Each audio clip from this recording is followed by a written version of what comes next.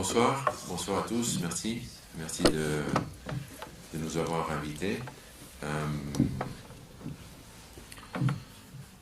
Moi l'idée que j'ai, c'est proposer à Carlos quelques réflexions sur le cinéma. C'est des réflexions qui me semblent importantes et pertinentes et très variées en même temps. J'espère que ça va vous intéresser. De toute façon, il y aura aussi la possibilité de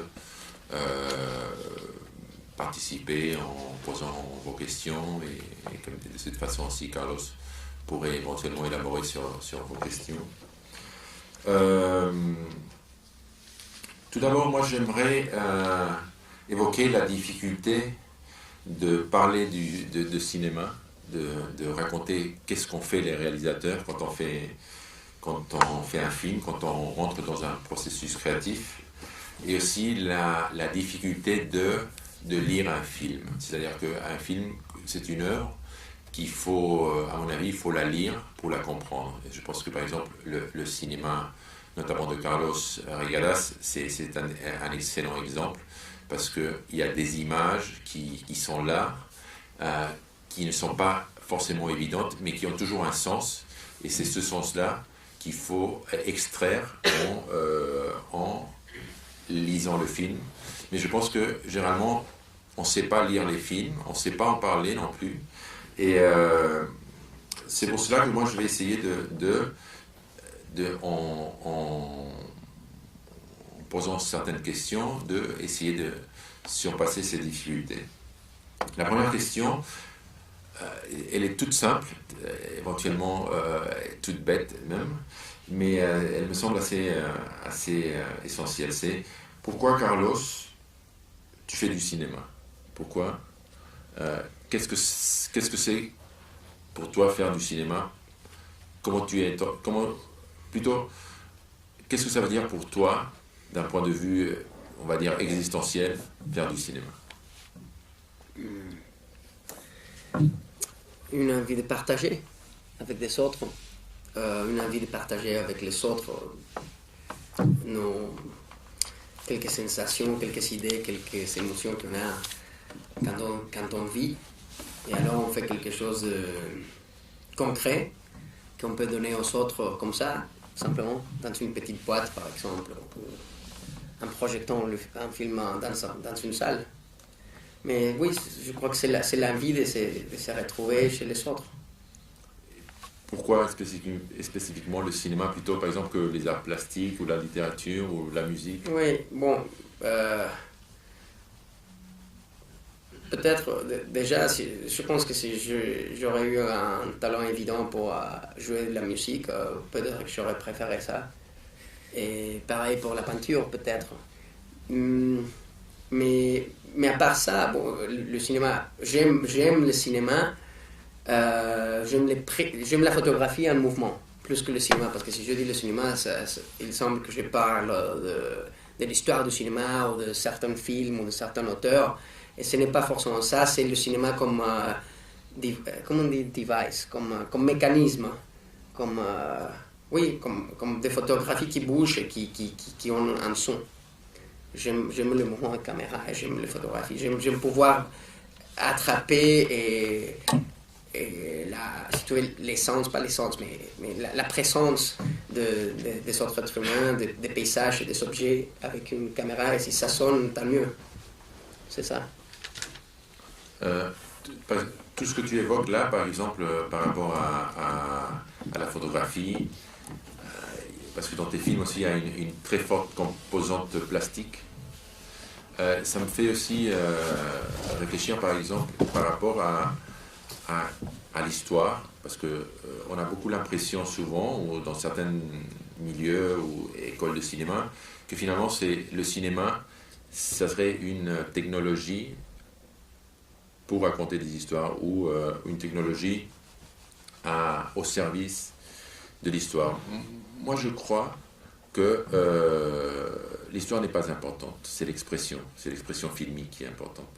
Et là, ça me semble que ce que tu évoques, parce que si j'aurais posé probablement cette même question à un réalisateur américain, il aurait dit, moi je fais du cinéma parce que je veux raconter des histoires.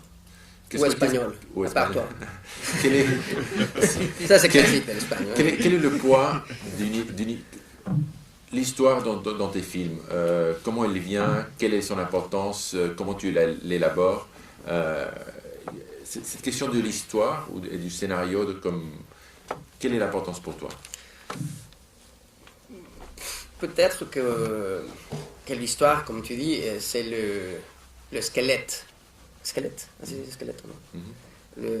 Le centre, dans le sens, c'est la structure qu'on a pour s'accrocher et pour faire le film. Mais c'est sûr que la structure, bon, évidemment, un bâtiment ne peut pas se tenir sans ces structures, mais ce n'est pas la structure qui fait les bâtiments, c'est quelque chose d'autre, vraiment.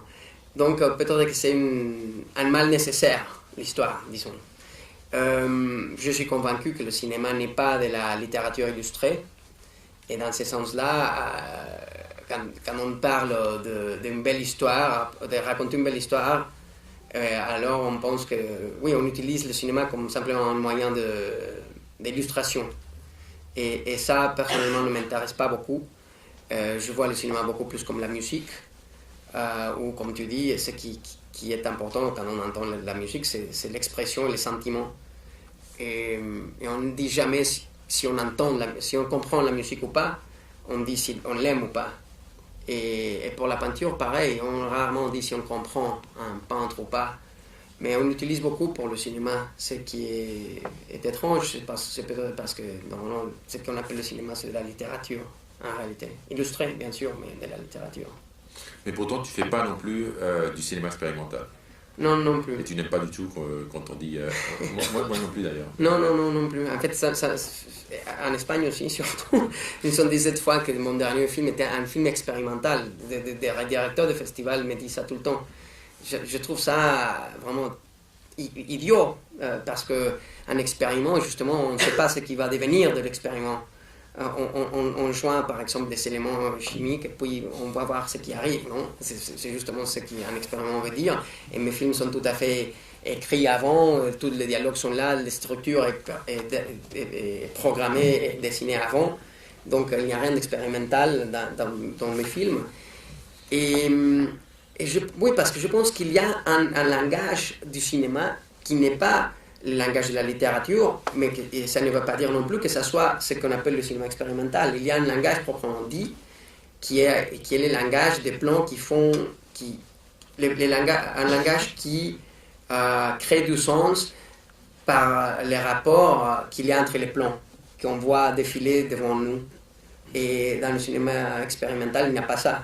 Je crois qu'il y a moyen de construire un monde avec des plans et qui connecte d'une façon logique, qui n'est pas forcément la logique de la littérature ou du récit d'histoire, mais il doit avoir une logique. Et ça, c'est récent quand on voit un film, s'il y a ça ou pas. Ça me fait penser à quelque chose qu'un professeur ami m'a dit sur les films, c'est que finalement, ce qu'on aime dans les films, c'est des séquences.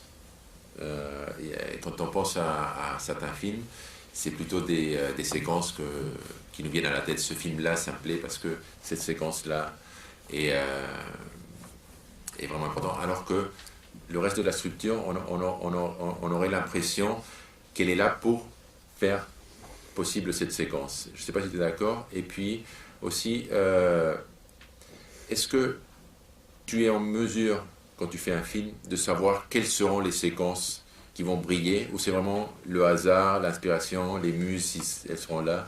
Est-ce que quand tu fais ta structure, tu dis voilà, là, je sais pas, par exemple, moi j'aime dans Lumière silencieuse, pour moi, la séquence formidable, c'est la séquence dans l'eau, enfin dans l'alberca. Oui. Ça c'est formidable. Et puis, mais d'un point de vue dramatique, c'est pas une séquence importante, mais c'est vraiment il y a une telle plasticité, une telle atmosphère qui se dégage. Et bon, est-ce que toi tu peux prévoir que voilà, ça sera une grande séquence, qu'est-ce que tu en penses par rapport à cette question des séquences, de la structure? Bon, d'abord, je dirais qu'un rêve que j'ai, et peut-être toi aussi, c'est de faire un film qui n'aurait qu'une seule séquence. Une seule séquence. Ça, je ne veux pas parler d'un film fait en plan de séquence, qui finalement c'est un mécanisme technique, mais oui, parfois j'ai cette impression aussi de faire des séquences, disons, de relleno pour remplir simplement le film et pour pouvoir éventuellement trouver les séquences qui vraiment doivent briller. Et c'est une sensation mauvaise que j'aimerais ne pas avoir. Je voudrais que toutes les séquences soient si belles et si puissantes, ou en tout cas qu'il n'y ait qu'une seule séquence idéalement dans un film. Mais tu es d'accord que dans les films et dans les tiens aussi, et en général, toutes les séquences n'ont pas la même qualité, la même intensité, la même inspiration. Est-ce que c'est évitable? Est-ce que l'on peut éviter cela? Ou c'est inhérent Est-ce que tu peux penser à un film, peut-être Tarkovsky, c'est le seul à réussir toutes ces séquences?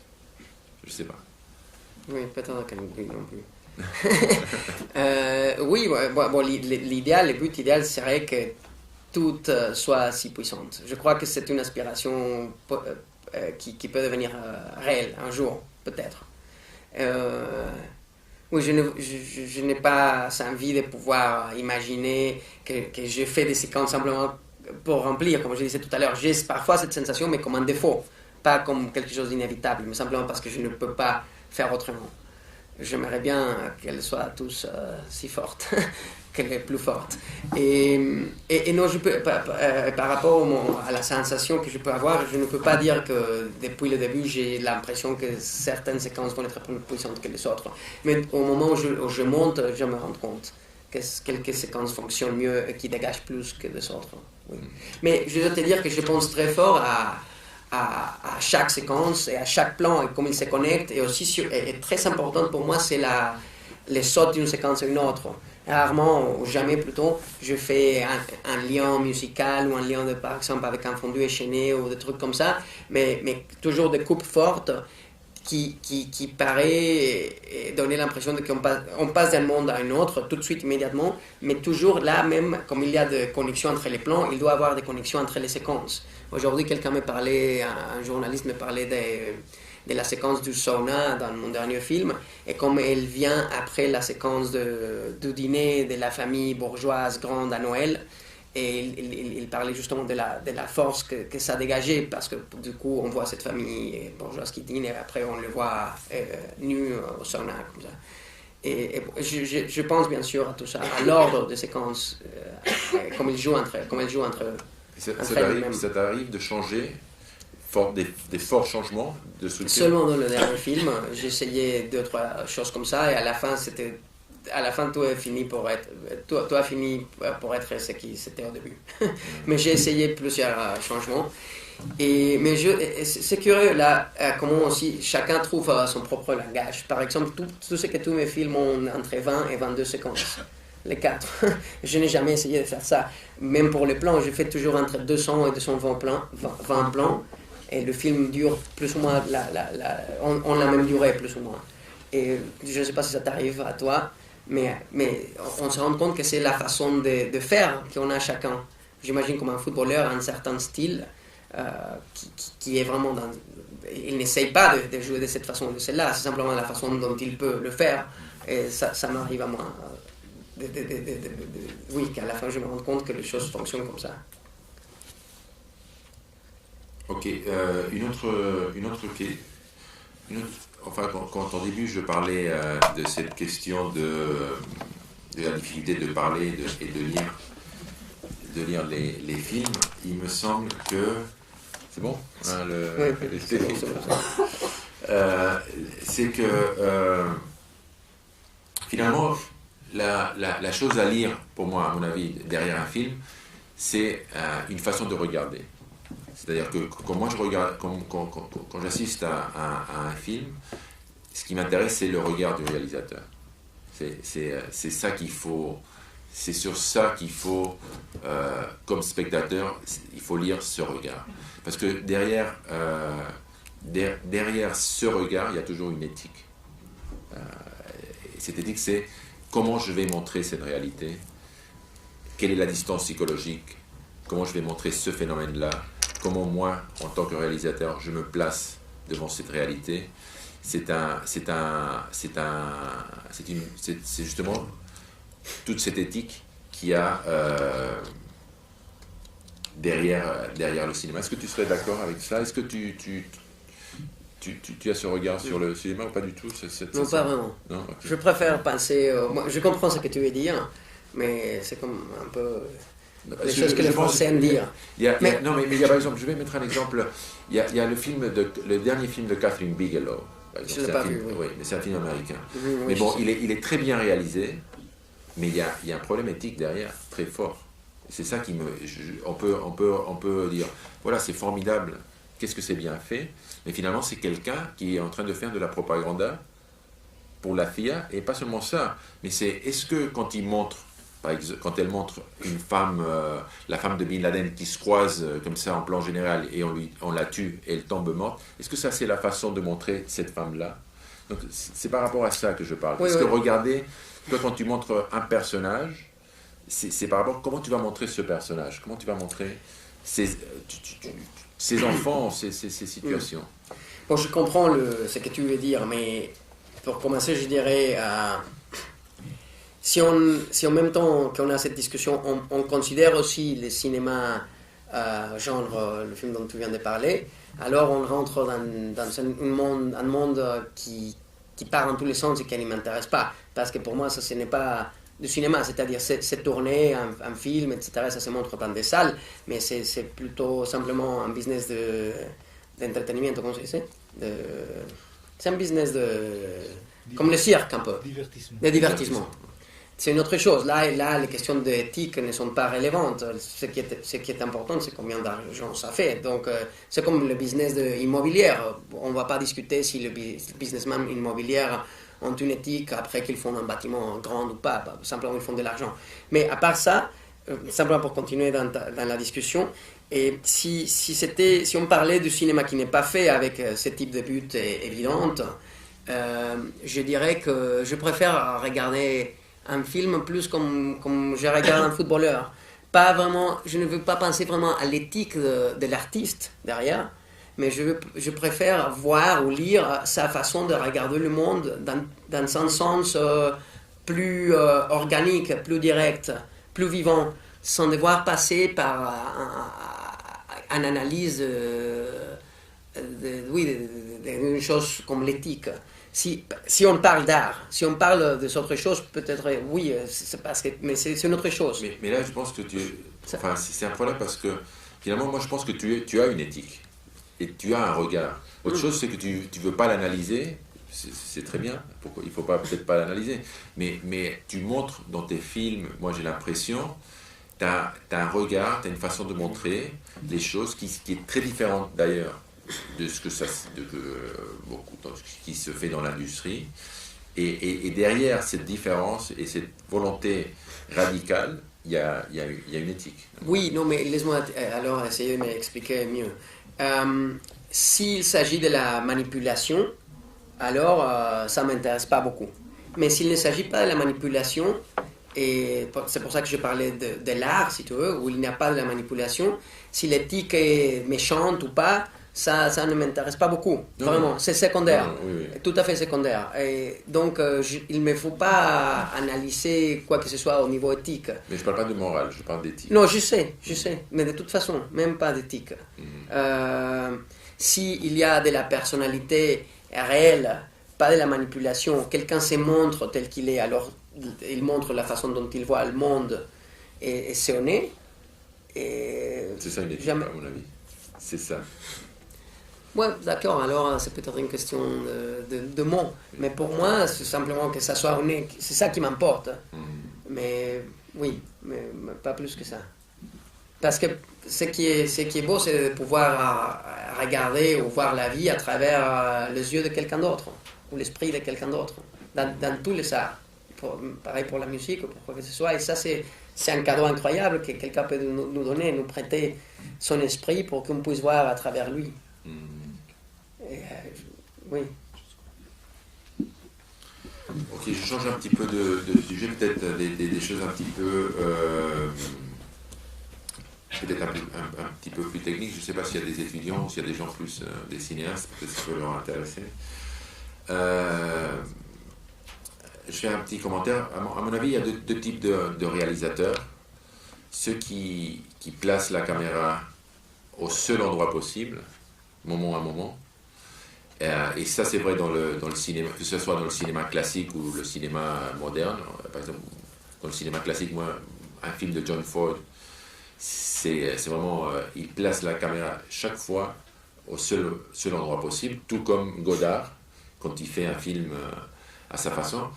Et les réalisateurs qui font une couverture, qu'on dit, non, ils mettent la caméra un petit peu partout, ils filment et après ils vont monter en reproduisant un petit peu l'espace. Moi je pense que évidemment tu fais partie des premiers, donc que chaque plan c'est le seul possible. Est-ce que tu peux nous raconter un petit peu d'un point de vue peut-être un peu plus technique, comment tu fais, comment tu réfléchis à un plan, comment tu abordes une scène, est-ce que tu fais la mise en scène et après la mise en cadre, ou tu penses déjà au cadre et tu adaptes la mise en scène à un cadre, qu'est-ce qui vient avant, quelle est ta façon de procéder, comment tu te bases pour fonctionner? Bon, je crois qu'on revient à la question de l'illustration. C'est-à-dire, si maintenant on faisait dans un film un dialogue comme le dialogue qu'on a maintenant, et ce qui était important, c'est de serrer les dialogues en soi-même, comme dans le film d'illustration. Alors on pourrait faire un plan d'ensemble, puis un champ contre champ, et puis on fait le film dans la salle de montage. Mais si on n'est pas intéressé à ce type de cinéma d'illustration, mais plutôt à un cinéma qui parle autrement et qui ne raconte pas d'histoire en premier lieu, alors on ne peut pas penser de cette façon-là, parce que la caméra, c'est comme les pinceaux, la façon dont on peint est importante, la façon dont on met la peinture sur les pinceaux et puis sur la toile.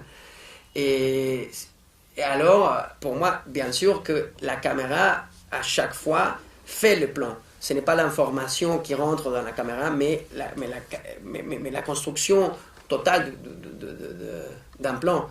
Donc, évidemment, je ne peux pas penser qu'à un endroit exclusif et unique pour la caméra à chaque fois.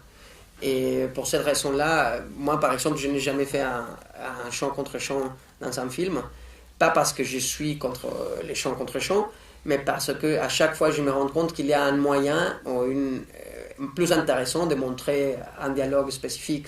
Et si maintenant tu dis quelque chose ici et puis je dis quelque chose là, peut-être que la réponse à toi c'est mieux de l'avoir de là-bas ou plus proche ou plus loin. C'est rare que ça ne m'est jamais arrivé que ça soit de la même que la meilleure façon soit la même que la précédente. Donc je trouve toujours une autre façon de le faire. Et à chaque fois, pour chaque plan, je ressens qu'il y a une seule façon de le faire. Parce que ça signifie tout à fait une chose différente. Ça se sent. Oui. Mais est-ce que tu peux nous raconter un peu comment tu procèdes par rapport à la pratique concrète? Est-ce que tu places les acteurs ou tu places la caméra et tu les places en... C'est-à-dire, moi en général, je distingue deux concepts. Un serait la mise en scène, c'est ce qu'on fait avec les acteurs, et l'autre c'est la mise en cadre. On peut faire une mise en scène d'abord et placer la caméra, donc la mise en cadre après, ou faire la mise en cadre, je veux ce cadre, et que la mise en scène... est-ce que tu peux, par exemple... Oui, d'accord. Tu arrives sur la scène, qu'est-ce que tu fais? En fait, je ne pense jamais à ces concepts de mise en cadre, mise en scène, parce que moi, je visualise des plans avant. Donc, avant de le faire. Normalement, j'écris toujours un scénario technique, ça veut dire que j'écris des plans. Plan 1, plan 2, plan 3, plan 4, comme si on était en train de voir un film déjà et on les décrivait en les voyant. Donc, peu importe, d'abord je peux mettre la caméra, puis le son là, ou d'abord le son, et puis la caméra, ou les lumières, mais à la fin, ce qui importe, c'est qu'une fois que je mets l'œil dans la caméra, ce que je vois dans ces cadres soit la même chose que j'ai vu avant dans ma tête. Donc, ce que tu imagines, ça correspond toujours à ce que tu filmes? Bon, c'est très proche, non? Oui, okay. Très très proche. En fait, si tu voyais par exemple mes storyboards et puis les frames, comment se dice? Quadros? Non, les 24 cadres par seconde. Ok. Non, oui, voilà. C'est le même mot que ça m'a échappé. Et tu vois le photogramme un photogramme central de chaque plan, il y a une ressemblance très très très forte. Et Parce que tu connais très bien les locations, enfin normalement, je fais les dessins une fois que j'ai trouvé les locations. Et parfois, quand je ne connais pas les locations, je les imagine et puis j'essaie de trouver exactement les locations que j'imagine. Donc, Quel serait donc le processus par rapport à l'histoire, les locations, le technique, la... Location sur repérage. Ah oui, c'est ça, pardon. Donc, quelle serait, comment ça serait la pratique chez toi par rapport à ces différents processus? Tu écris une histoire, après tu vas au lieu, après tu fais ton truc technique, et après tu tournes, après tu montes, et tout ça correspond à ça. Comment tu peux nous expliquer? je pense, je n'écris pas pendant longtemps. Par exemple, tu sais qu'il y a des gens qui écrivent un scénario pendant 2 mois ou parfois des années. Et je ne fais pas ça, je pense à un sujet longtemps et je pense à des situations différentes. J'imagine certains types physiques, pas précis, mais disons, par exemple avec les Ménonites, j'imaginais déjà des Ménonites en gros comme ça. Et puis, normalement, j'écris mes scénarios dans un jour ou deux, très rapidement et sans arrêt, comme si j'étais en train de visualiser. J'imagine que c'est un processus pas très différent de celui du compositeur de musique qui écoute la musique dans sa tête et qui l'écrit sur un pentagramme et après il faut joindre le musicien pour la jouer, mais c'est comme si la musique existait déjà avant, mais simplement à ce moment-là elle est reproduite dans le monde physique, mais elle existait déjà. Donc je ne peux pas te répondre précisément parce que je l'ai fait de différentes façons. Sur chaque film, ça dépend des circonstances. Souvent, ça se passe que je connais déjà les locations depuis mon enfance. Par exemple, dans mon dernier film, c'est ma maison. Donc, je pense que c'est comme si maintenant je te demandais de maintenant inventer dans 1 heure une histoire et tu commences à l'inventer. J'imagine que du coup, la grande majorité des choses que tu vas inventer dans cette histoire, tu les connais et peut-être quelques-uns, tu vas les inventer parce qu'elles sont nécessaires pour l'histoire. Mais tu peux créer une histoire et la visualiser maintenant, peut-être direct. Et c'est pour ça qu'il y a tellement de choses qui sont dans mes films et qui viennent vraiment du subconscient. Et comme par exemple l'autodécapitation, là, au dernier film, à la fin, je me retrouvais avec cet homme dans l'histoire quand j'étais en train d'écrire, qui était tout à fait désespéré. L'idée de l'autodécapitation ne m'avait pas venu avant de commencer à écrire. Et à ce moment-là, j'ai eu immédiatement cet impulse. Et j'imaginais ça et je me disais, il n'y a pas un autre moyen d'échapper. Même pour Le Mia Silencieuse, où on me dit tellement que c'est un film comme Ordette et Dreyer, à la fin, tout ça. Pour moi, je n'avais pas ça en tête, mais c'était tellement triste pour moi en écrivant le scénario, que j'ai eu envie de la revivre, si on peut dire ça, de la rendre vivante de nouveau. Et je l'ai écrit à ce moment-là, comme si on était vraiment en train d'inventer l'histoire au fur et à mesure qu'on parle. Et je travaille comme ça, et puis je cherche les endroits, comme je t'ai dit, pour vraiment essayer de reproduire exactement ce que j'ai pensé avant. Et il y a beaucoup de choses qui existent, des choses qui n'existent pas, et si ça n'existe pas, il faut le retrouver avec le repérage, parfois le construire, s'il n'y a pas moyen de le trouver. Mais ce qui est important pour moi, c'est de reproduire, dans ce sens-là, mon cinéma est assez Hitchcockien, apparemment. Bon, j'ai lu que Hitchcock avait ce système de travail. Chacun a son système. Pour moi, peut-être parce que je n'ai pas fait une école de cinéma. Et la première fois que j'ai fait un court-métrage, c'était comme ça. On m'a dit, dans 1 semaine, il faut que tu fasses un court-métrage. Quelqu'un qui m'a aidé à trouver du matériel et des gens pour le faire. Et j'ai écrit un court-métrage de 15 plans ou 12 plans, où chaque plan, déjà, j'avais écrit le numéro de secondes que ça devait durer.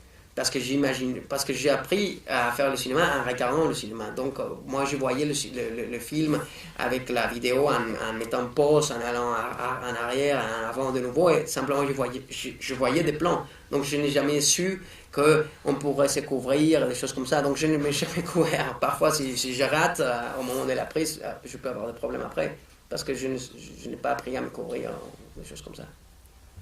Est-ce que je peux poser une question? Oui, bien sûr. Parce que vous venez de parler que vous avez déjà tout vu dans vos têtes et que plus ou moins vous reproduisez ce que vous avez dans la tête.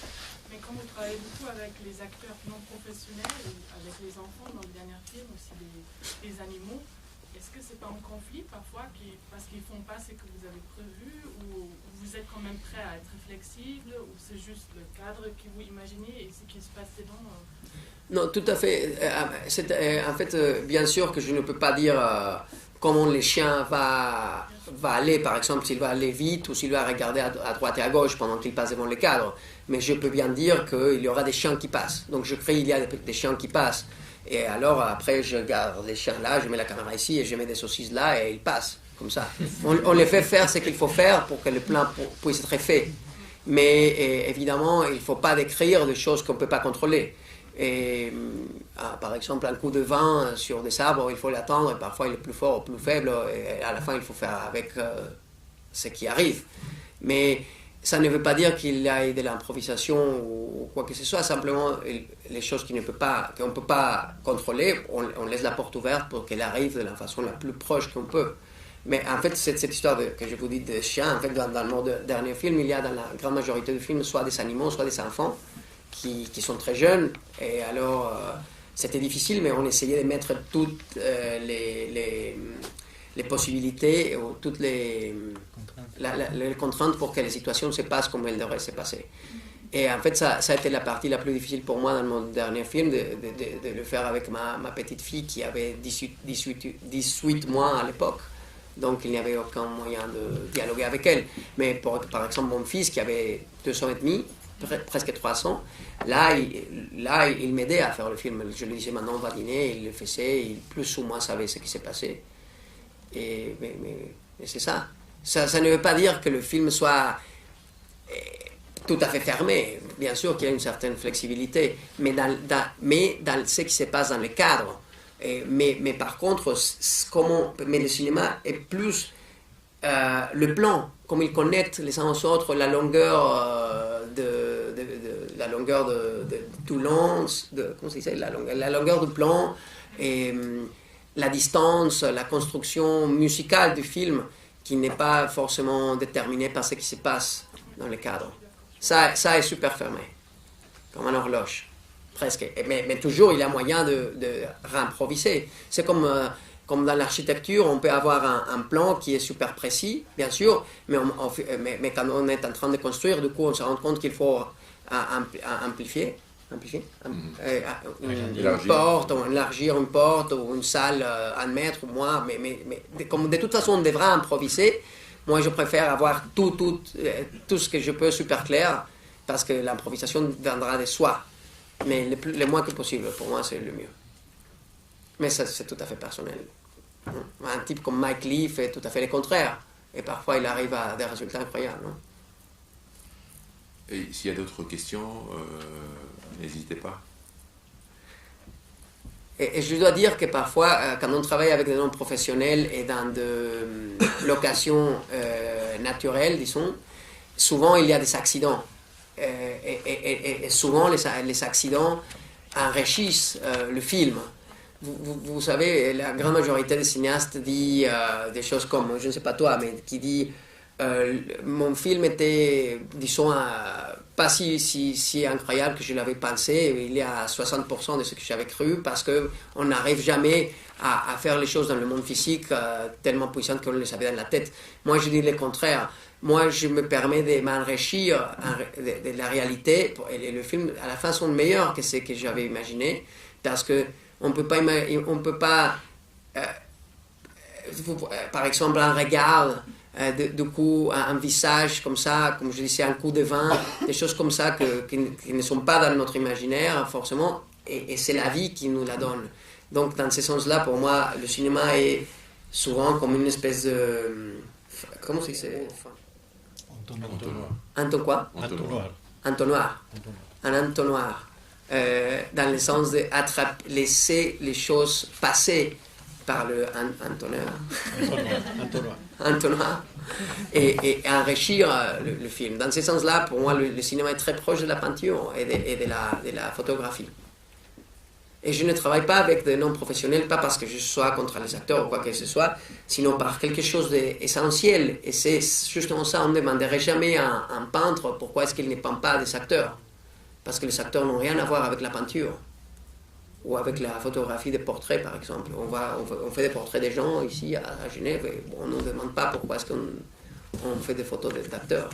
Pour moi, c'est la même chose. Parce que les gens sont devant la caméra pour pouvoir rentrer dans ce tuyau qui est la caméra et éventuellement la pellicule ou le numérique ou quoi que ce soit. Moi, je pense que cette question des acteurs naturels, c'est très essentiel. Moi j'aimerais... Effectivement, tu as expliqué le sens de pourquoi tu travailles avec des acteurs non professionnels. Tu peux nous raconter un petit peu comment tu les choisis, qu'est-ce que tu cherches cas par cas, dans des situations hypothétiques. Et puis après aussi, mais comment tu les diriges, qu'est-ce que tu leur dis. Mais d'abord, quand tu les choisis, quelle est la pratique, encore une fois, comment tu t'y mets? Comment tu t'y mets pour choisir les gens qui vont faire partie de ce portrait à travers un film? Comment tu les choisis? Je veux dire quelque chose qui est peut-être un peu kitsch, je ne sais pas très élégant, mais un peu comme on tombe amoureux de quelqu'un. Du coup, tu vois quelqu'un qui te plaît. Et il n'y a aucune règle, aucune procédure qui est établie avant. C'est simplement ça arrive. Et normalement, je n'écris jamais par exemple des choses comme il doit être gros ou mince ou beau ou laid, mais plutôt simplement comment sont ses valeurs, s'il est quelqu'un de mélancolique ou de heureux ou triste ou quoi que ce soit à ce niveau-là plutôt. Et donc une fois que tu vois, j'essaie de retrouver les gens partout, dans les supermarchés, des amis, des gens que je connais, dans le transport public, n'importe. Et du coup, tu vois les gens qui sont parfaits pour le rôle. Mais comme ça, simplement, parce que toutes les raisons, c'est une question d'intuition totalement. Comme je dis, de la même façon qu'on tombe amoureux. Je sais qu'il y a des gens qui disent j'aime les blondes et tout ça, mais la réalité c'est que ça ne fonctionne pas comme ça. Normalement, tu vois quelqu'un et elle te plaît, par exemple. Mais c'est quelqu'un physiquement. C'est quelqu'un qui te plaît parce que ça correspond au personnage imaginé, ou c'est que tu vas adapter un peu ton imaginaire à cette personne que tu as rencontrée? Le deux, mais à deux moments différents. D'abord, la personne doit quelque part ressembler le personnage que j'imagine, mais dans le sens qu'il doit dégager une énergie, si tu veux, une espèce de sensation similaire à celle que j'imagine qui dégagerait le personnage. Dans ce sens-là, le personnage doit être quelqu'un qu'on ressent fort. Comme ça, quand on voit une certaine personne, on peut ressentir une sensation et cette sensation doit être similaire. Et à ce moment-là, une fois que la personne est choisie, quand on est en train de faire le film, souvent il faut adapter le film à cette personne-là. Pas la personne au film, comme on fait avec les acteurs, mais le film à la personne. Parce qu'il ne s'agit pas de quelqu'un qui fait quelque chose de faux pour être comme le personnage, mais plutôt à ce moment-là, le film doit être adapté à la personne. Et maintenant, j'aimerais que tu racontes un petit peu, si tu le souhaites, comment tu t'y mets une fois que tu as choisi ton personnage, ton acteur. Comment tu t'y mets, comment tu le diriges, qu'est-ce que tu lui dis, est-ce que tu parles, est-ce que pendant la prise tu parles, est-ce que tu lui laisses faire, est-ce que tu lui laisses improviser, c'est plutôt mécanique, c'est une présence très dirigée. Et par rapport au texte, est-ce qu'il apprend un texte, s'il n'y a pas de texte, il y a un peu qu'est-ce que tu lui dis, comment tu le diriges? Souvent on me demande ça comme s'il pouvait avoir une espèce de bouquin d'instructions de comment faire. Mais la réalité, c'est beaucoup plus simple. Je ne fais ni d'une façon ni d'une autre. Je fais à chaque fois comme la personne a besoin comment il faut le faire avec chacun. Parce que chacun est différent. Parfois, quelqu'un doit lire, parfois non. Parfois, il faut lui donner beaucoup d'indications, parfois très peu. Parfois, il faut le laisser un peu. Ça dépend de chaque personne. Non? Comme si je te demandais comment tu parles à tes enfants, par exemple, bon, ça dépend. Peut-être qu'un qui est plus rebelle, tu parles d'une façon comme ça, et puis l'autre qui est plus soumis, comme ça. Il n'y a rien de spécifique comme ça. Mais souvent, on me demande comment est-ce qu'on travaille avec des non-professionnels. Je dis peut-être exactement de la même façon qu'on travaille avec des professionnels. Je suis sûr que travailler avec je ne sais pas, Alain Delon ou Yves Montand, c'est tout à fait... On travaille avec l'un d'une façon et avec l'un d'une autre façon, parce que ça dépend d'eux aussi. On traite chacun comme il est, lui aussi. Non? Je ne pourrais dire, je ne dirais rien de spécifique. Mais simplement, il faut qu'il fasse ce qu'il faut faire pour que ce que j'ai eu dans la tête soit là devant la caméra de nouveau. C'est ça qu'il faut avoir. Donc les moyens ne sont pas importants. Les résultats, c'est ça qui importe.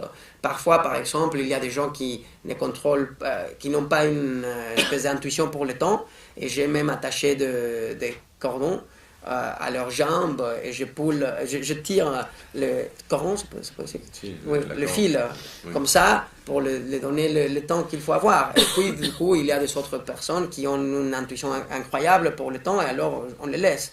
Mais tout est valable. Pour mon dernier personnage, Juan, dans le dernier film, était nul pour recorder pour se souvenir des dialogues. Et souvent, je devais les écrire sur des panneaux comme ça, il était en train de lire. Parce qu'il était nul, et la femme aussi. Et ça dépend, à chaque fois, chacun son cas. Et est-ce que tu penses, à travers l'expérience d'avoir fait plusieurs films avec des acteurs non professionnels, donc tu as eu beaucoup de situations différentes, beaucoup de personnes différentes déjà, est-ce que tu dirais qu'il y a des situations dangereuses avec eux, c'est-à-dire, est-ce que par exemple si tu as s'il y a un dialogue avec une émotion très forte, là ils vont peut-être piétiner, ou et par contre dans des situations où il faut justement regarder, plus simple, ça va. Est-ce que tu sens qu'il y a des situations plus difficiles pour ce genre de personnage qu'alors par exemple un acteur professionnel, ça serait pas, où il n'y a pas où ils peuvent vraiment tout faire à la perfection? Bon, avant de faire les films, je dis toujours, je n'aime pas qu'ils lisent le scénario parce peut-être qu'ils peuvent commencer à avoir des idées, et je ne veux pas que les gens ressentent qu'ils sont en train de représenter un personnage ou quelqu'un d'autre. Je veux qu'ils soient là et qu'ils disent les choses comme ça d'une façon assez mécanique quelque part. Mais il faut expliquer tout à fait ce qui va arriver. Par exemple, s'il devrait être nu ou sauter d'un bâtiment à 5 mètres ou un truc comme ça. Donc ça, j'explique toujours. Comme ça, il n'y a pas un moyen d'essayer de quitter le film à moitié ou un truc comme ça. Ça n'arrive pas. Et j'essaye que tous les gens choisis pour jouer dans le film aient une confiance totale en moi et au film, et comme ça il peut suivre des ordres clairs et tout le temps sans mettre en question rien du tout. Et ça ne m'intéresse pas. Parfois il peut donner quelques idées, par exemple, ou dire comment il se sent, mais pas d'idées créatives, disons. Et oui, non, parfois il y a des choses qui sont plus difficiles, mais il n'y a pas moyen de penser que ça ne pourrait pas se faire. Il faut le faire. Donc, il faut trouver les moyens pour que ça arrive, mais il faut le faire absolument. Donc, je n'ai pas peur. Ok, je change un petit peu, peut-être, on sort un petit peu de la pratique des acteurs. Je prends une autre direction de la conversation. Moi, je pense que tous les deux, on fait un cinéma très personnel. Ce qui veut dire que quand on fait un cinéma très personnel, pour moi, ça veut dire que le sujet nous appartient, c'est nous qu'on dit on va faire ça, on va le faire de cette façon, tout va pivoter autour donc du créateur, et effectivement il y a des films qui peuvent être plus réussis les uns que d'autres, mais il me semble aussi que quand on fait un film très personnel, donc en fonction de soi-même, de ce qu'on pense du monde, de ce que tout ce que l'on sent, il y a parfois un côté peut-être plus universel dans tout individu et aussi un côté plus, on va dire, plus spécifique ou ombrilique, même si j'aime pas trop ce mot. Est-ce que tu crois que ça peut t'arriver de toucher un sujet qui, tout en étant un film très personnel et mais c'est quelque chose qui touche à ton moi plus universel, comme par exemple, il me semble, c'est pas parce que par exemple ton film précédent, Lumière silencieuse, il me semble que tu l'as fait à partir de ton moi peut-être plus universel, alors que ton dernier film, tu l'as fait à partir d'un autre moi, toujours un moi très authentique, mais un moi peut-être... voilà, et c'est peut-être pour cela qu'un film ou un autre a plus de portée par rapport au public. Est-ce que tu as réfléchi par rapport à ça? Tu es d'accord? Tu penses que c'est pas tout à... ou tu t'en fous? Tu dis, voilà, je sais pas si c'est mon moi universel, mon moi ombrilique, je fais ce film, puis voilà. Oui, la réalité est très proche de ce que tu as dit à la fin. Mais je m'en fous. Mais je dois dire que bon, tu as dit quelque chose qui tu es le premier à la dire ou à la ressentir. Et c'est que par exemple mon avant-dernier film, Lumière silencieuse, est beaucoup plus personnel que le dernier. Je te connais bien. Peut-être c'est à cause de ça. Mais oui, je dis souvent que... Moi, c'est mon film préféré. D'accord. Et oui, mais justement, ils sont proches des personnages par rapport à leurs valeurs et à ce qu'ils regardent et à ce qu'ils ressentent dans la vie, plus qu'à des choses finalement externes, même s'ils sont si aimés que ses enfants, par exemple, ou que sa maison, comme dans mon dernier film, et mes chiens. Dans mon dernier film, il y a tous ces éléments qui font partie de ma vie. Et le milieu aussi. Et le milieu, tout, en fait, tous les personnages, tout le monde, ma famille, etc. Ils sont tous là, mais je continue à ressentir Lumière silencieuse qui se passe dans une langue allemande que je parle pas, et comme un film plus personnel. La connexion est ailleurs. C'est comme quelques-uns m'ont dit, mais est-ce que tu n'as pas peur de montrer ton intimité dans ton dernier film? Je dis, l'intimité ne réside pas dans le lit, quoi, dans le lit où on dort chaque nuit. C'est pas ça l'intimité. L'intimité réside ailleurs, plus dans l'esprit, dans le cœur. Oui, elle n'est pas dans los calzones, comme on disait. Dans les sous. Oui, l'intimité n'est pas dans les culottes.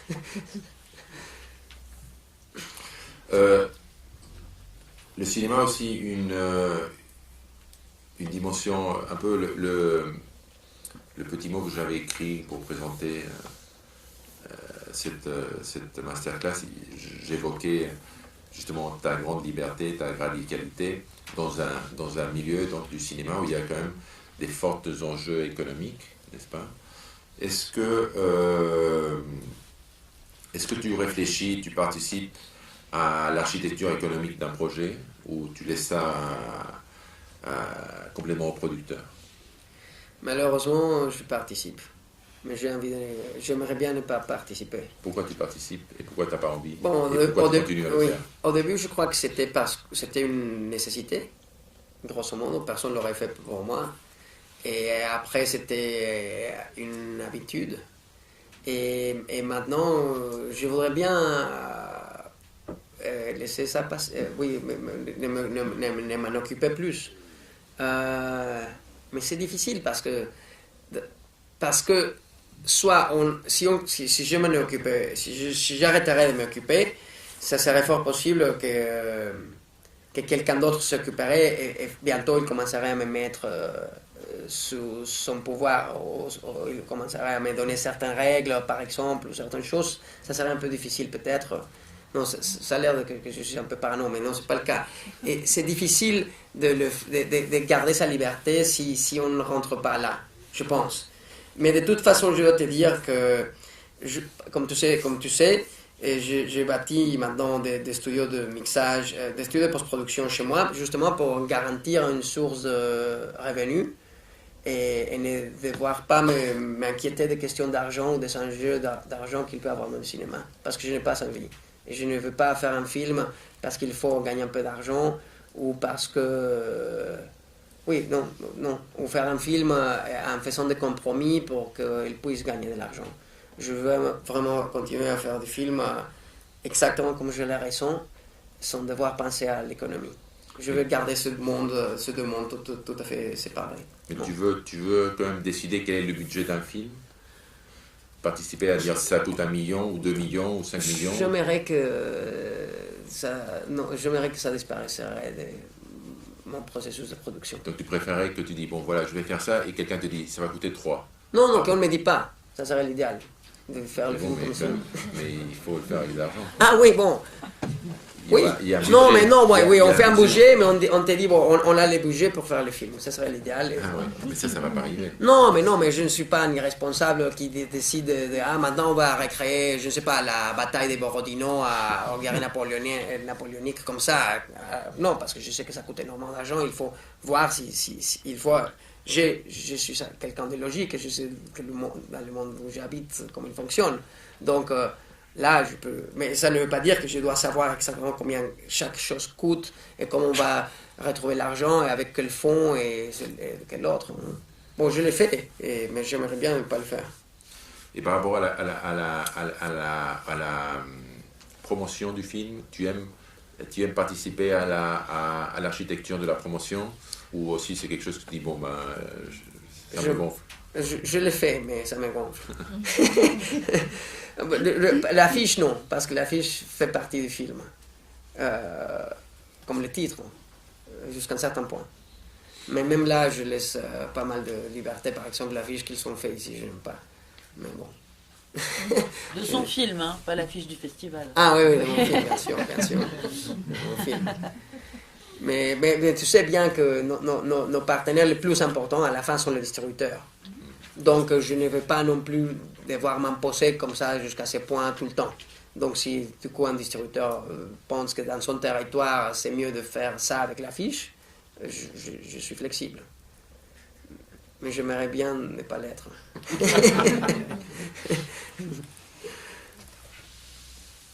Qu'est-ce que tu dirais à un étudiant? Je ne sais pas s'il y a des étudiants. Est-ce que tu as une recommandation à un étudiant, par exemple aussi, par rapport... Parce que j'ai l'impression aussi que, comme toujours cette question des histoires survole et des scénarios, est-ce que tu leur dirais... il s'agit d'apprendre à fabriquer des images plutôt que des histoires, ou il faut... Parce que souvent, dans certaines écoles, on dit ce qu'il faut, c'est écrire des bons scénarios. Après, le reste, c'est assez automatique. Ou comment apprendre, ou comment stimuler, ou quel conseil on peut donner à un étudiant pour se former dans la création d'images en mouvement. Je dirais simplement regardez beaucoup de films et ne croyez pas qu'il y a des bouquins d'instruction. Et soyez vous-même et ne vous inquiétez de rien du tout. Faites des films, quoi que ça prend ou coûte, rien d'autre. Si vous voulez faire un scénario très bien écrit avec une histoire, faites-le si vous le ressentez comme ça. Et sinon, non. Mais croyez vraiment à vous-même. Oui, mais il n'y a pas un bouquin d'instruction réel. Et les bouquins d'instruction qu'on trouve sont finalement... n'appartient qu'à un certain type de cinéma. Le cinéma n'est pas une chose précise, comme on aime dire. Je pense qu'il en a plusieurs fois. Bon, je viens de dire que c'est un langage et tout ça, mais à part le langage, il peut être 10 000 choses. Et ce qui est important, c'est d'être soi-même. Et de pouvoir, parce que comme ça, à la fin, le spectateur pourra voir le monde à travers l'auteur. Et c'est ça qui est le plus important, je pense. Et je dirais de ne pas se préoccuper de l'argent, de revenus du film, parce que si on travaille et on fait des choses réussies, éventuellement l'argent vient. De toute façon. non, l'argent finit pour venir, même peut-être pas beaucoup, mais oui, tu ne penses pas? Ouais, non, je ne sais pas. Bon, je crois qu'à la fin, oui, il y a un patrimoine qui se forme peut-être qu'à long terme. Oui, ça va. À très long terme. Est-ce qu'il y a des questions? On a parlé de choses techniques. Est-ce que vous êtes plus intéressé par des questions plus techniques ou des réflexions générales? Est-ce qu'il y a des questions? Oui. Moi, je voulais demander à Carlos, parce qu'on a l'impression que justement cette question, pas de la technique, mais de la radicalité ou la frontalité avec laquelle vous avez besoin d'obtenir les choses au moment du tournage, moi je voulais savoir à quel moment, en tant que cinéaste, à quel moment vient le plaisir. J'imagine que, comme vous l'avez dit, c'est d'obtenir quelque chose, d'obtenir ce que vous avez en tête, mais est-ce qu'il y a véritablement, je sais pas, moi quand je vois le film d'hier, j'imagine le plaisir, en tant que spectateur évidemment, c'est un plaisir incroyable de se retrouver là, et de voir ces choses-là, mais vous, est-ce qu'il y a des moments que vous pouvez décrire de grand plaisir? Ça c'est intéressant parce que je pense en plus que Jaime et moi on est très différents à ce niveau-là. Non? Il en souffre. Il souffre. Et moi, le contraire. Presque tout le temps. J'adore écrire, j'aime beaucoup penser au film, j'aime beaucoup repérer énormément parce que pour moi, à chaque fois, c'est comme si ces idées que j'ai eues dans la tête ou ces images commencent à se matérialiser, comme bâtir une maison. On a les plans et du coup, à chaque fois qu'on finit un mur, et puis on met le toit, et puis les fenêtres, et puis les portes, à chaque fois, on est plus près du résultat final. Donc, personnellement, j'aime beaucoup toutes les étapes. Le mixage, pareil, le son, le montage du son, même l'affiche, tout, du début jusqu'à la fin, j'aime tout, sauf me réveiller trop tôt pendant le tournage. Ce qui doit se faire normalement. Mais j'aime tous les processus. Beaucoup. J'ai beaucoup de plaisir. Et j'aime le montage énormément. Parce que pour moi, c'est ça. À chaque fois, je vois que dans la pour moi, faire un film, c'est une matérialisation. Comme je dis, comme pour un compositeur, finalement, avoir l'opportunité de faire de la musique physique avec ce qu'il a écouté seulement dans sa tête doit être très excitant parce qu'on arrive à un point final et moi j'aime bien toutes les étapes, mais j'aimerais bien savoir qu'est-ce que Jaime pense parce que j'ai oublié un peu, je sais qu'il souffre un peu mais... Oui. Moi je crois que toi il y a récemment un texte que j'ai lu sur c'était un écrivain d'Europe de l'Est, je ne sais pas si c'était Zweig ou qui en essayant de raconter le processus créatif, il disait on peut créer tout comme Mozart, que vraiment c'est comme si on lui dictait la musique, et il a simplement à écrire comme une petite voix avec une grande facilité et même avec une grande joie. Ou Beethoven, c'était le contraire, c'était quelqu'un qui souffrait, qui réécrivait 300 000 fois, qui souffrait, qui repensait les choses, ça lui prenait beaucoup de temps. Et moi j'ai l'impression que toi tu es plus dans le chemin de Mozart, d'une façon avec une grande joie, une grande facilité. Et moi c'est plutôt le contraire, c'est vraiment je souffre, je réfléchis, je change, ça me plaît pas. J'ai toujours envie d'arrêter ce truc. Mais bon, finalement, il y a plusieurs façons de faire. Il y a des films qui sont plus réussis que d'autres, tout simplement. Et on est en train de construire nos filmographies un petit peu comme on peut. Non Une opposition entre Stendhal et Flaubert. C'est exactement ça. Oui, c'est un qui pousse des sources et puis l'autre qui se torture. Ouais. Moi, récemment, j'ai travaillé dans mon dernier film avec Barcelo, le peintre. Je ne sais pas si en Suisse il est connu. Ah oui, parce qu'il a fait la coupole. Et moi, quand j'ai vu comment il travaille, il a vraiment ce petit nain à l'intérieur qui lui guide dans le geste. Et c'est vraiment quelque chose de formidable. Et en même temps, c'est pas réfléchi. Mais par exemple, tout Barcelo ou Carlos, que je les connais tous les deux très bien, j'ai l'impression aussi qu'il y a ce geste facile, il y a cette facilité, il y a cette authenticité. Donc, comme tu dis, et je t'ai entendu souvent dire, voilà, ce qui compte, c'est être soi-même, avoir confiance en soi-même, se laisser aller et créer à partir de là. Mais moi aussi, moi je te connais, je sais que tu réfléchis beaucoup aux choses, que tu as des points de vue très très forts, que tu as des idées très très fortes par rapport à tout, c'est-à-dire que ce soit le football, et il a des idées super fortes par rapport au football. Même aujourd'hui, on parlait de la question de, moi je suis catalan, de Catalogne et Madrid, il a une opinion très très forte en tout. Donc moi ce que je crois aussi qu'un film, finalement, réaliser un film, tel le type de cinéma qu'on fait, parce que le cinéma américain de Catherine Bigelow, c'est autre chose, elle ne fait pas ça, c'est traslader, comment on dirait, trasladar, transposer, transposer une question que l'on se pose au spectateur à travers d'un film. Je ne sais pas si tu es d'accord avec cette idée de, finalement, il y a quelque chose il y a une question qui nous remue, et on veut faire un film qui va, en quelque sorte, poser cette question. Est-ce que tu es d'accord avec ça? Est-ce que tu peux faire un petit peu une analyse des questions que toi tu t'es posées dans tes films, parce que sinon je vais te les poser moi. Est-ce que tu es conscient de ça, ou est-ce que tu penses que tu te poses que faire un film c'est poser cette question? En fait, je commence à être un peu fatigué parce que j'ai fait des interviews toute la journée. Non, mais, alors, dis-moi, quelle est la question précise?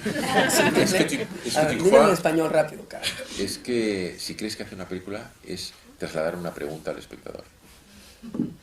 ¿Y qué preguntas te haces? Je n'ai jamais pensé à ça. Pour moi, non. Trasladar una pregunta al espectador. Parce que moi, quand je vois tes films, pour moi, c'est clair qu'il y a cette idée de qu'est-ce que c'est que le Mexique. Oui, mais je n'ai jamais essayé de poser cette question d'une façon exprès ou programmatique.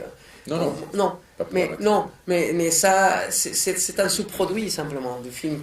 C'est vrai que cette question est là et il y a même des réponses pour ça, ou des partis pris ou des principes. Par des réponses, mais des principes que j'ai vis-à-vis de cette question-là.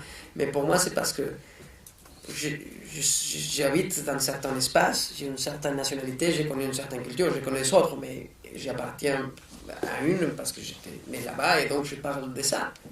Parce que c'est mon comme s'il y avait un animal dans son cage, il parlerait de sa cage. C'est ça que je connais. Et donc je parle de ce que je connais. Et alors, quand on vit, on a des sensations, quand on a des sensations, on a décidé, et quand on a décidé, on a envie de les partager. Donc, oui, les questions que je me pose à moi-même sont de là. Et les réponses que j'essaie de me donner à moi-même sont de là. Mais je voudrais bien que toutes ces choses soient là, simplement d'une façon toujours indirecte. Parce que je ne veux pas être didactique ou dire aux autres quoi ils doivent penser. Ah oui.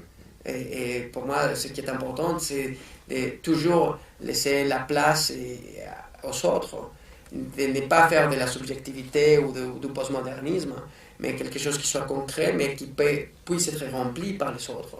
Et souvent, quand les gens parlent du film, de mes films, et de mon point de vue, ils disent beaucoup plus d'eux-mêmes que du film. Même les critiques qui essayent de parler des films, ils parlent plus d'eux-mêmes que du film. Quand les films sont comme les miens, qui ne sont pas, disons, comme une horloge suisse où chaque pièce doit accomplir une fonction précise. Elles sont ouvertes comme un paysage. Les paysages sont là, ils sont objectifs, mais les gens devant les paysages, comme ils se manifestent, ça montre plus qui sont eux que le paysage, qui est immutable. Souvent, quand on se rencontre des cinéastes, parce que j'ai essayé de poser des questions un petit peu, effectivement, en pensant au public, parce que beaucoup de réponses, je les connaissais, mais en même temps, il y a aussi je t'ai posé des questions qui m'intéressaient. Est-ce que souvent, quand on se rencontre entre cinéastes, on parle d'autres films aussi, d'autres réalisateurs. En ce moment, est-ce que tu as vu des films dernièrement, cette année, qui t'ont marqué un petit peu? Parce que tu n'as pas eu tellement le temps. J'en ai vu quelques-uns. J'ai cette tendance à oublier. Mais Dime algo, por ejemplo, No, que has visto que te haya gustado. Es que yo no he visto Pluto, mucho. Pluto a la vez. No, yo tampoco he visto mucho. Es que no he visto, ¿no? Por eso. Amor, oui.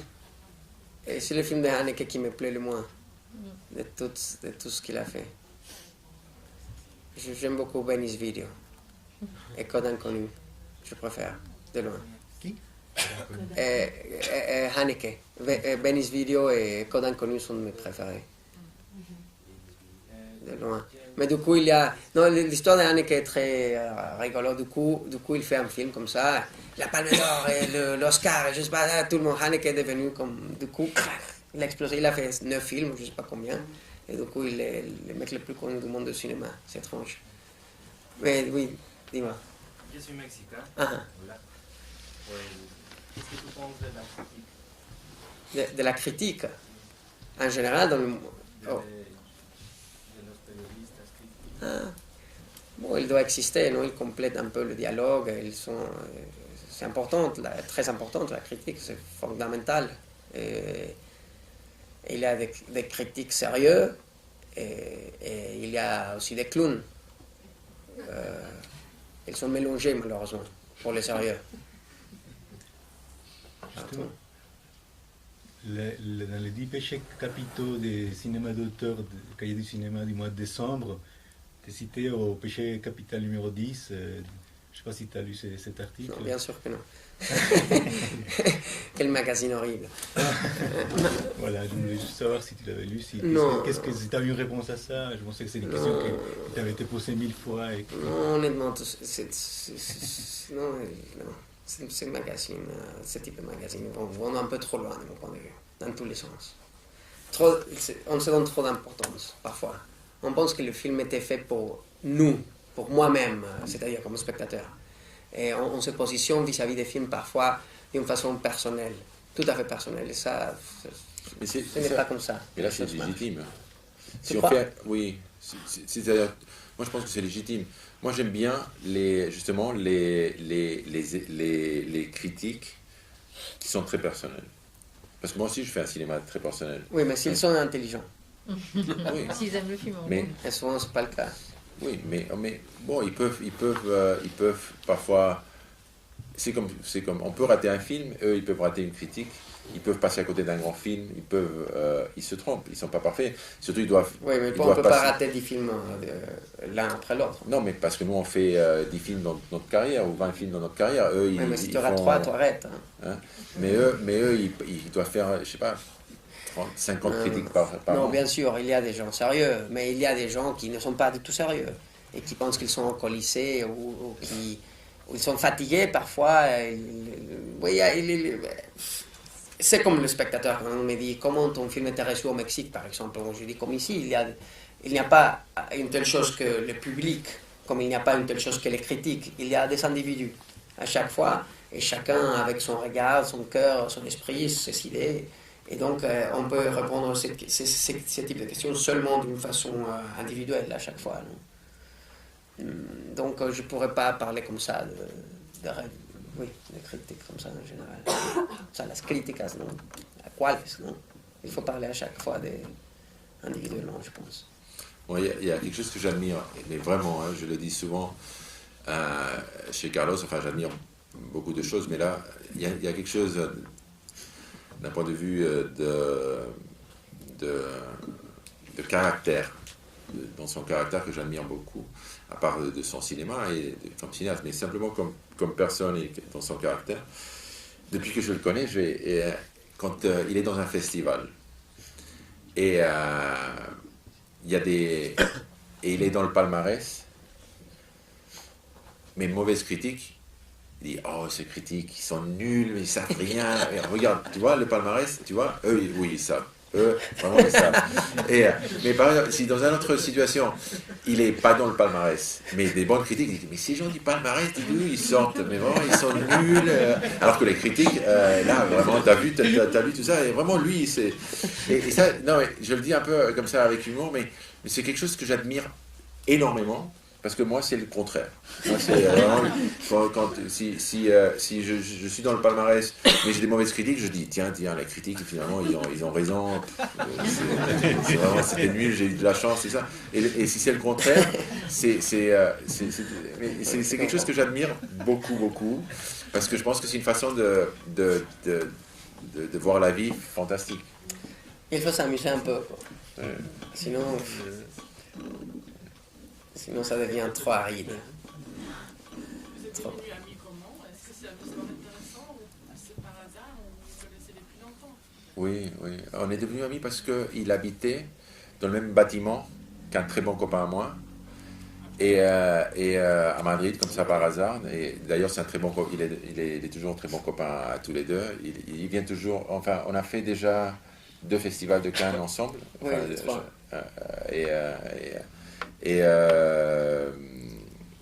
et d'ailleurs, non, 2 festivals, non 2. Et dans mon premier film, en plus, Carlos m'a beaucoup aidé parce qu'il a recommandé mon film à la quinzaine et ils ont donc regardé, ils ont avec des yeux positifs et voilà. Donc, Est-ce qu'il y a des autres questions, commentaires ou observations? Alors si. Vous faites des films très personnels. Est-ce que vous arrivez à vivre de votre métier? Est-ce que vous faites théâtre? Est-ce qu'il vous arrive de vivre de quoi? de notre métier, moi non. Toi? Moi, oui. Voilà, c'était très bref, ça comme Non, bah, en fait, c'est ça qui est intéressant, que les deux cas peuvent arriver et on fait les deux des choses très personnelles. Mais moi oui, je commence, c'est-à-dire, je commençais un peu plus tôt que toi à faire des films, mais très peu, je pense, mais je commençais à gagner un peu d'argent après 8 ans dans le business. Oui. Donc peut-être que bientôt tu rentreras dans la partie du surplus. J'attends que ça. Non, mais difficilement. Hein. Oui, maintenant, comme j'ai dit, chez moi, j'ai fait un studio de mixage et aussi un studio de correction de couleurs, tout ça parce que je sais que ça peut arrêter gagner un peu d'argent. C'est-à-dire, on en perd. Si je devais... Oui, ce n'est pas évident du tout. Si on a une famille comme ça, c'est impossible. Mais simplement, dans mon cas particulier, aussi, il faut dire que je n'ai pas perdu de l'argent. J'ai gagné un petit peu. Mais bon, j'ai toujours gagné un petit peu. Mais pas pour, peut-être pas pour le type de vie que j'ai. Mais j'ai jamais perdu de l'argent sur un film aussi. Donc ça, c'est déjà pas mal. Oui. Et moi, j'étais célibataire pendant longtemps. J'ai une famille depuis très peu de temps. Lui, depuis longtemps. Donc il doit dépenser plus d'argent que moi. Moi, oui.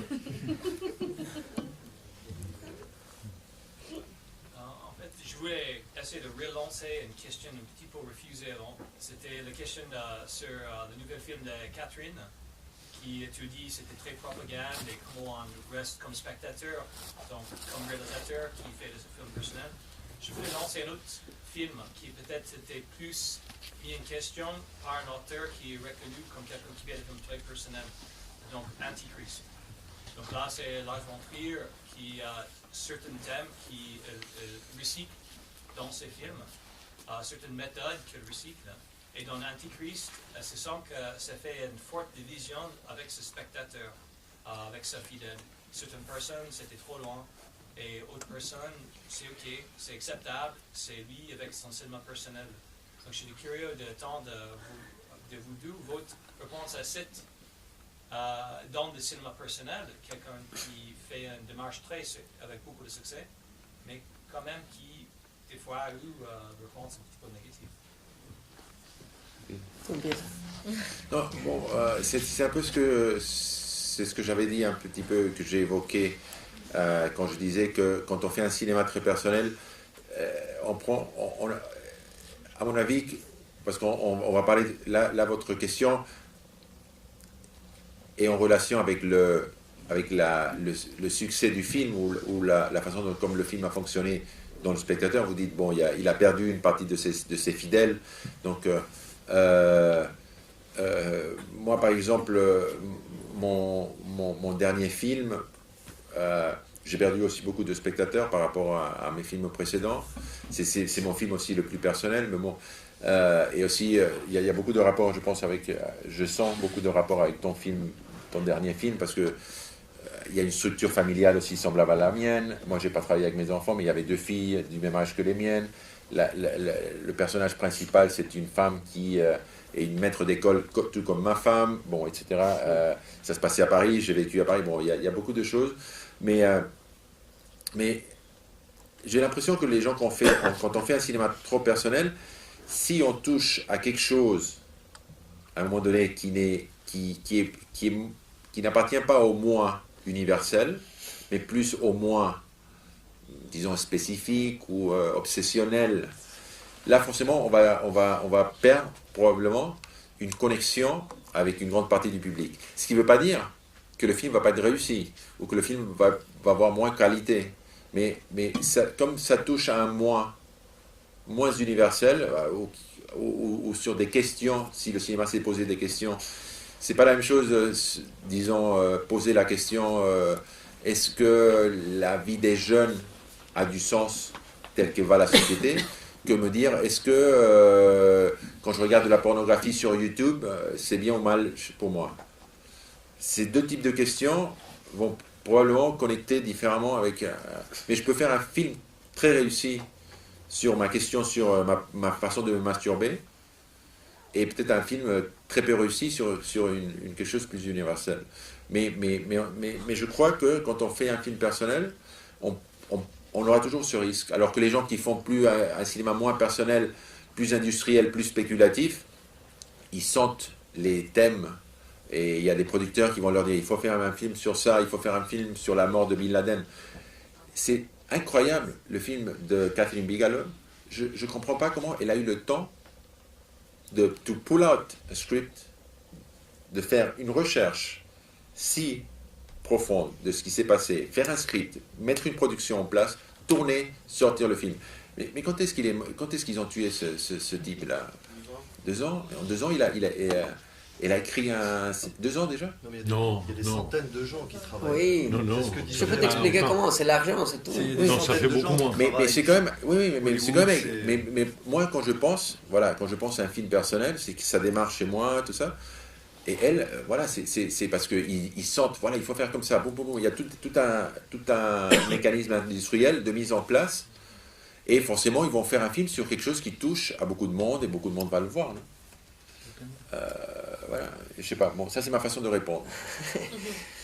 Moi, je dirais simplement qu'on a parlé beaucoup d'être personnel, et moi-même, je dis que ce qui m'intéresse, c'est que quelqu'un soit honnête et qu'on puisse regarder la vie à travers ses yeux. Mais je dirais que tout ça va pour les motivations de la création, si vous voulez, ça doit être le moteur de la création d'un film. Mais par contre, une fois que le film est fini, est terminé, est clos, de mon point de vue, le processus n'a aucune importance.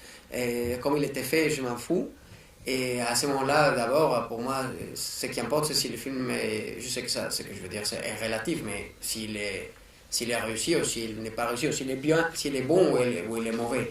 Et moi, par exemple, quand il y a eu Antichrist, déjà un peu avant, il y avait beaucoup de monde qui commençait à parler très mal de von Trier dernièrement. Et moi, j'ai apprécié beaucoup ses travaux précédents, surtout Les Idiots.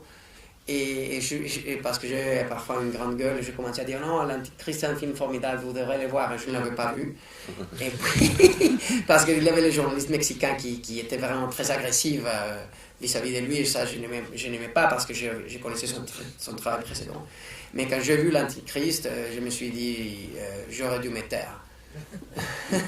Parce que je l'ai trouvé très mauvais, moi c'est mon point de vue, très très mauvais. Déjà le début, qui me semble plus comme une espèce de pub de shampoo ou un truc comme ça. Et puis je ne croyais à rien du tout, au dialogue, ça ne me paraissait du tout un truc de violence, ça me paraissait simplement une chose très mal faite, de mon point de vue. C'est ça que j'ai ressenti en tout cas. Et Mélancolia.